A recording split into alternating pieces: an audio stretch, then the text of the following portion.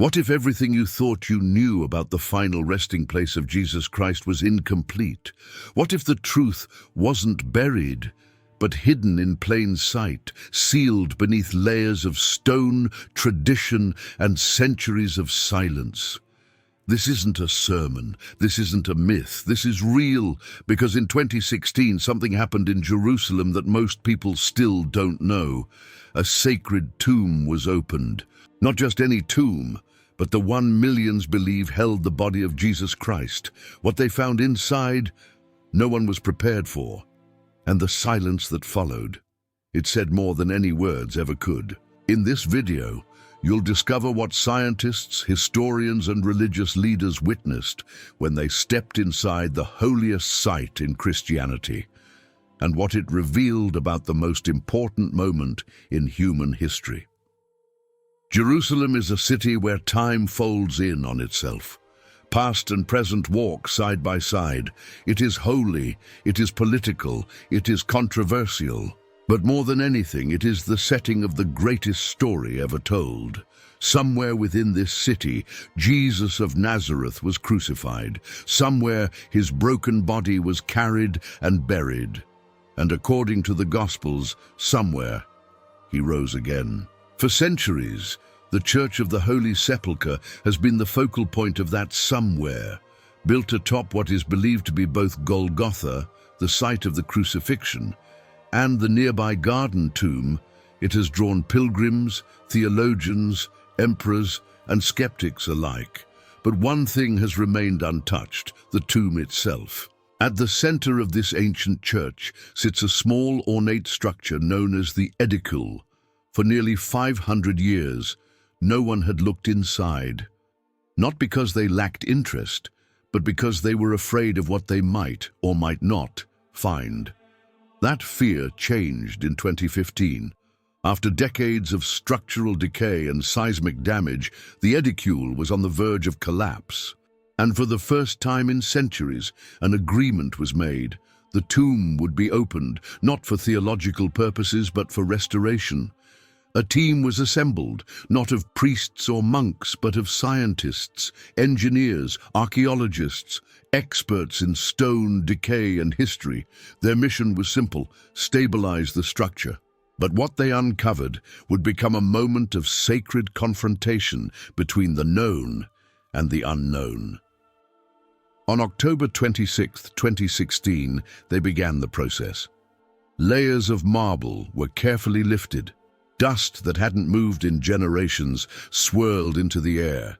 Beneath the modern coverings, they found another layer, older, fractured, untouched, and finally, at the base, a limestone shelf.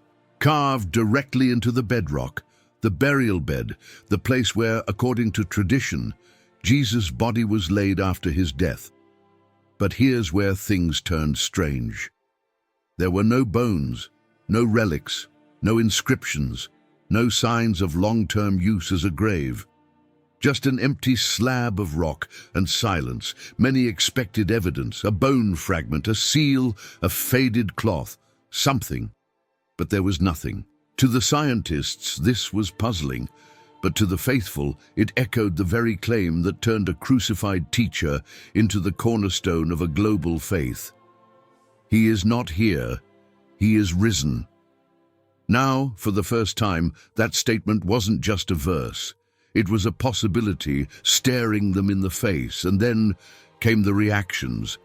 Some scientists reported feeling something unusual, a warmth, a presence. One technician, raised without religion, said, "It felt like the room became aware of us." Another said they saw a glow, but there were no artificial lights. Could this be explained by lighting? Dust refraction, emotional projection? Maybe. Or maybe, just maybe, it was the echo of resurrection. Church leaders, faced with the raw weight of the moment, responded not with press releases or celebration, but with reverent silence. No statements, no conclusions, just awe. And maybe that's what truth demands, not fanfare, but humility. What makes this moment so profound is that it bridges two worlds: science, which seeks facts, and faith, which embraces the unseen. In this case, both were stunned, because what was absent said more than what was present. But let's go deeper. Historical evidence suggests that Christians have venerated this site since the 1st century.